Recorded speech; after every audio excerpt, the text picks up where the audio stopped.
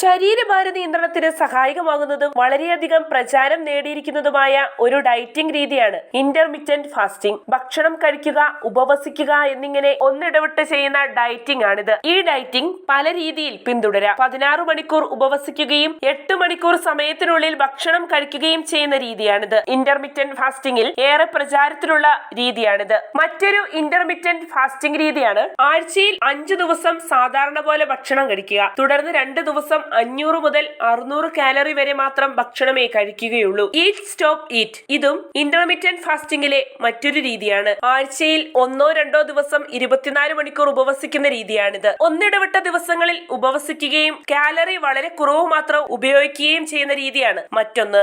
വേറൊരു intermittent fasting രീതിയാണ് Warrier diet. പകൽ സമയം വളരെ ചെറിയ അളവിൽ പഴങ്ങളും പച്ചക്കറികളും വേവിക്കാതെ കഴിക്കുകയും രാത്രിയിൽ നന്നായി ഭക്ഷണം കഴിക്കുകയും ചെയ്യുന്ന രീതിയാണിത്.